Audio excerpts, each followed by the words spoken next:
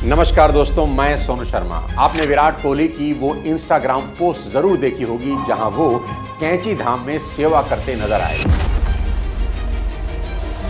जब विराट ने 3 साल तक एक भी सेंचुरी नहीं लगाई और अपने करियर के सबसे खराब दौर में थे और पूरी दुनिया उन पर सवाल उठा रही थी। कोहली नहीं होता तुझसे चेस। ट्रोल उन्हें रिटायर होने के लिए कह रहे थे, तब वो चुपचाप सेवा और दर्शन करने के लिए नीम करौली बाबा के आश्रम गए।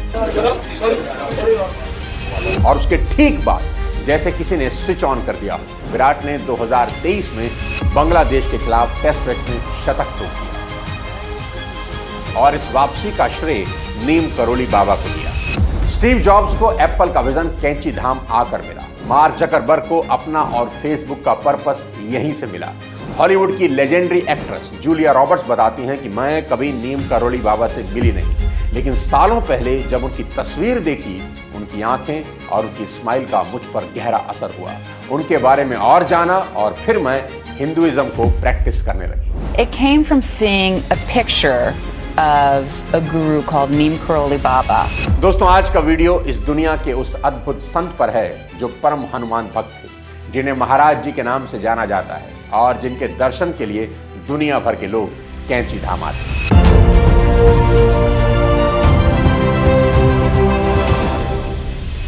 बाबा जी एक बार ट्रेन में सफर कर रहे थे। साधारण संत, कंबल ओढ़े, ना कोई सामान ना कोई पहचान, टिकट नहीं, पैसे नहीं, एटीट्यूड बिल्कुल भी नहीं।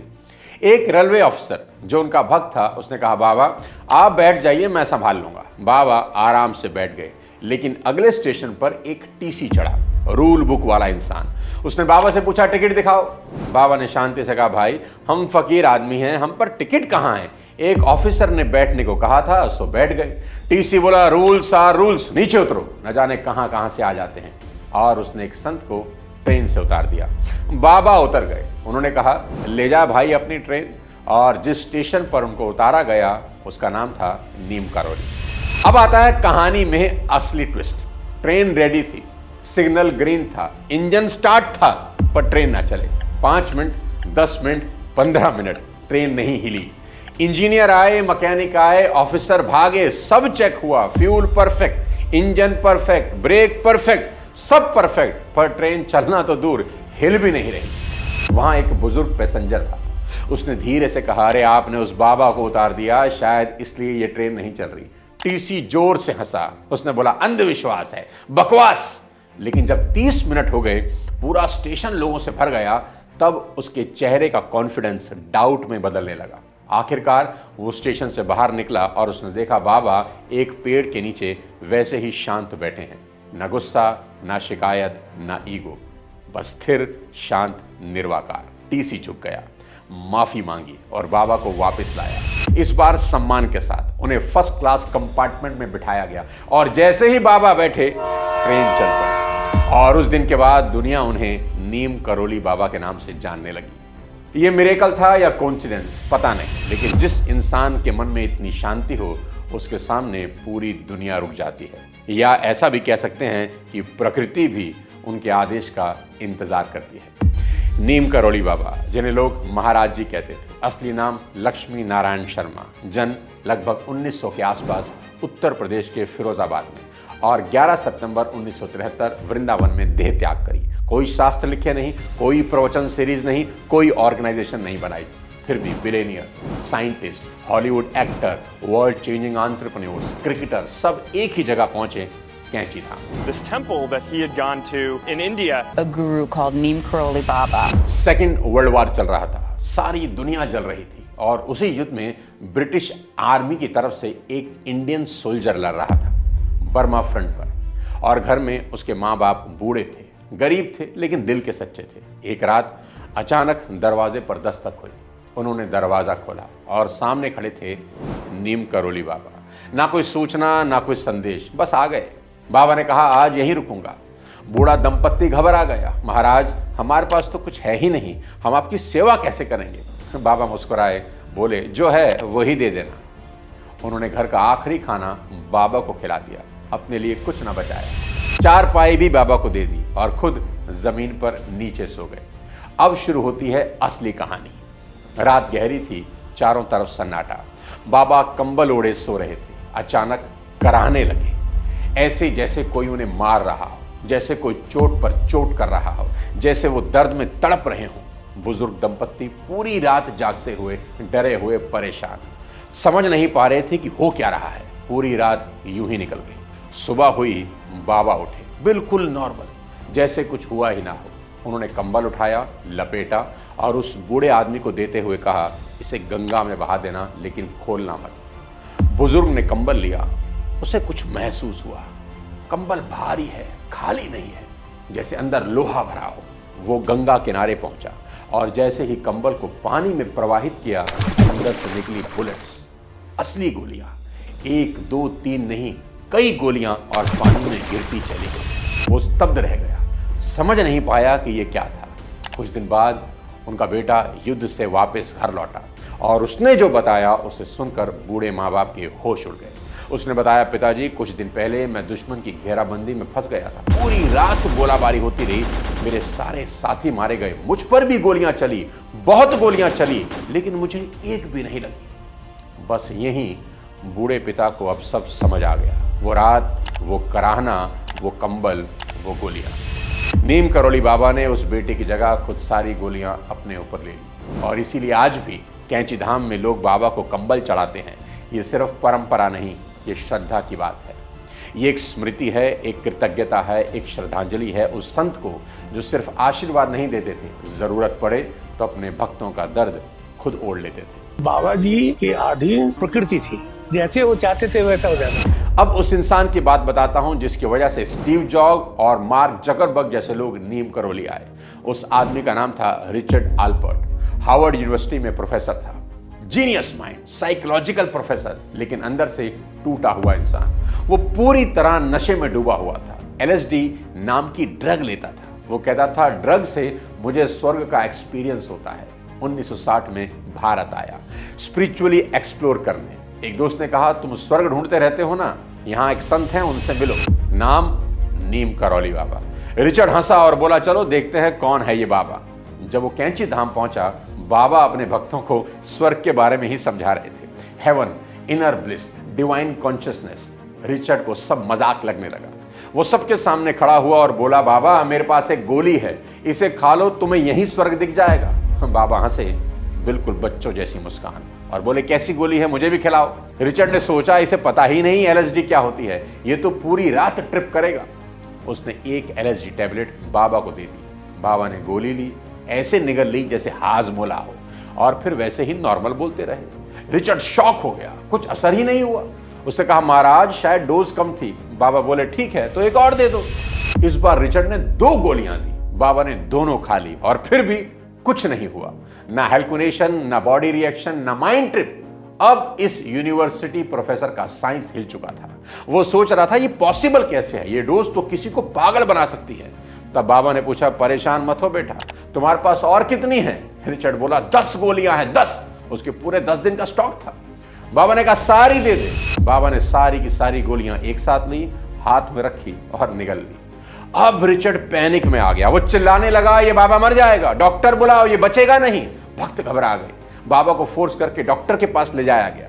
फुल चेकअप हुआ, pulse, BP, nervous system, brain सब नॉर्मल, 0 इफेक्ट, जैसे कुछ लिया ही नहीं।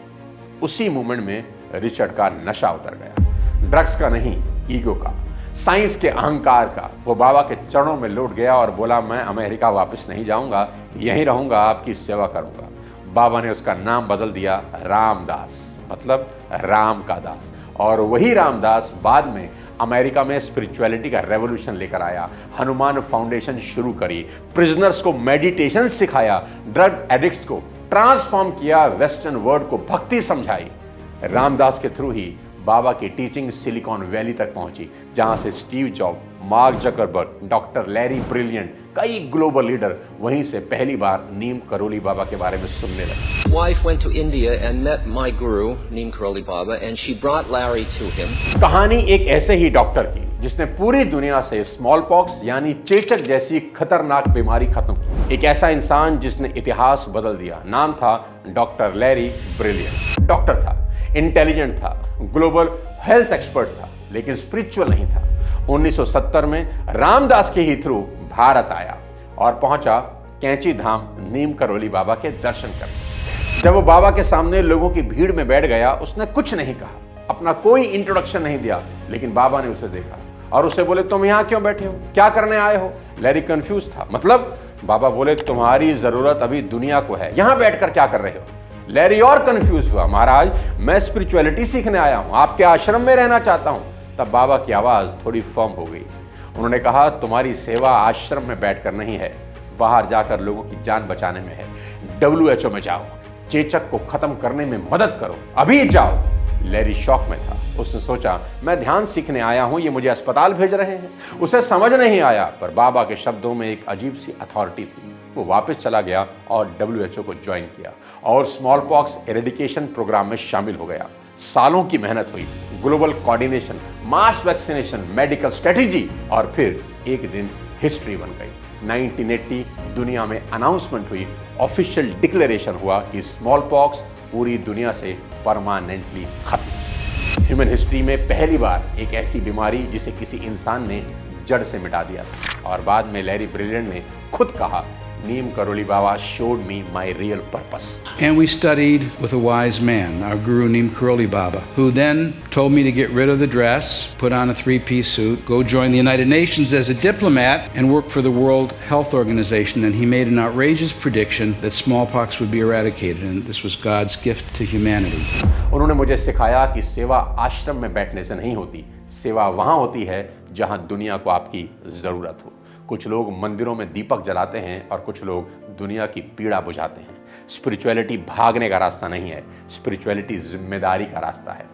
जिस संत ने एक साइंटिस्ट को मेडिटेशन नहीं मिशन दिया, उसने साबित कर दिया कि सच्चा संत वो नहीं जो भक्त बढ़ाए, सच्चा संत वो है जो मानवता बचाए। अब एक ऐसी कहानी जो आपके खून जमा देगी। समय 1971 से कुछ पहले, जगह दिल्ली का प्रसिद्ध बिरला मंदिर। वही मंदिर में बनी एक छोटी सी कुटिया में विश्राम कर रहे थे नीम करौली बाबा, शांत निश्चल जैसे समय से परे। अचानक दरवाजे पर दस्तक हुई। कुछ बांग्लादेशी लोग बाबा से मिलने आए हैं। उन्होंने सेवादार से निवेदन किया कि हमें बाबा से मिलना है। सेवादार अंदर गया, बाबा को सूचना थी और बाबा ने बिना बाहर आए, बिना किसी को देखे, बिना कोई नाम जाने सीधा कहा, इन लोगों में जिसका भाई जेल में बंद है सिर्फ वही अंदर आ सकता है। ये बात जब बाहर खड़े लोगों को बताई गई, सब एक दूसरे का मुंह देखने लगे, क्योंकि ये बात तो किसी को पता ही नहीं थी। तभी धीरे से एक आदमी ने हाथ उठाया, कांपती आवाज में बोला, मेरा भाई जेल में है। सब शॉक थे क्योंकि उसने ये बात किसी को बताई नहीं थी। अंदर गया, बाबा ने उसे देखा, मुस्कुराए और बोले, तुम्हारा भाई दुश्मनों की कैद से जल्द बाहर आएगा। वो आदमी हैरान हुआ। उसने कहा, महाराज ये पॉसिबल ही नहीं है, मेरा भाई पाकिस्तान की मेन वाली जेल में है, उसे मौत की सजा हो चुकी है, सरकार उसे फांसी देने वाली है। बाबा शांत रहे और बोले, तुम्हारा भाई सिर्फ बाहर नहीं आएगा बल्कि वो देश का शहंशाह बनेगा। जाओ अब अपने भाई के स्वागत की तैयारियां करो, वो बस आने वाला है। और इतना कहकर बाबा लेट गए, जैसे बात खत्म हो गई। कुछ महीने के बाद 1971, इतिहास का वो साल जब शुरू हुआ बांग्लादेश लिबरेशन वॉर। युद्ध हुआ, इंदिरा गांधी ने पाकिस्तान के 2 टुकड़े कर दिए, पाकिस्तान की हार हुई और एक नया देश बना बांग्लादेश। और जिस इंसान को पाकिस्तान ने डेथ सेंटेंस दिया था वो जेल से बाहर आया। उसका नाम था शेख मुजीबुर रहमान। जैसे बाबा ने कहा था, वो सिर्फ बाहर नहीं आएगा बल्कि आजाद बांग्लादेश का पहला राष्ट्रपति बना। और जो आदमी बाबा से मिलने आया था वो शेख मुजीब का छोटा भाई था। कुछ संत लोगों का भविष्य बताते हैं और कुछ संत देशों का भविष्य देख लेते हैं। जो संत एक कैदी में राष्ट्रपति देख ले, सोचिए वो इंसानियत में क्या देखता हो। तो सवाल ये नहीं कि नीम करौली बाबा कौन थे, सवाल ये है उन्होंने ऐसा क्या किया कि आज 50 साल बाद भी दुनिया के सबसे पावरफुल लोग उनके धाम पहुंचते हैं। क्योंकि बाबा कोई मैजिशियन नहीं थे, वो कोई शोमैन नहीं थे, कोई चमत्कार नहीं दिखाते थे, मार्केटिंग नहीं करते थे। उन्होंने कभी नहीं कहा मेरे पास आओ मैं तुम्हारी प्रॉब्लम सॉल्व कर दूंगा। उन्होंने कहा हनुमान जी के पास जाओ, उनकी सेवा करो, उन्हें प्रेम करो, उनके चरण पकड़ो। अगर आप किसी कंफ्यूजन में हो, अगर लाइफ में प्रॉब्लम चल रही है, अगर ये सोच रहे हैं कि भगवान है भी या नहीं, तो याद रखना भगवान को सिद्ध करने की जरूरत नहीं, भगवान को जीने की जरूरत है। सेवा करो, प्रेम करो, अहंकार छोड़ो, बाकी जो होना है वो अपने आप हो जाएगा। और अगर कभी लगे कि हार रहे हो, टूट रहे हो, अकेले पड़ गए, तो याद रखना कैंची धाम में एक बाबा बैठे हैं जिन्होंने कभी किसी को निराश नहीं लगाया। अगले किसी और वीडियो के साथ जल्द मिलता हूँ। जय हिंद।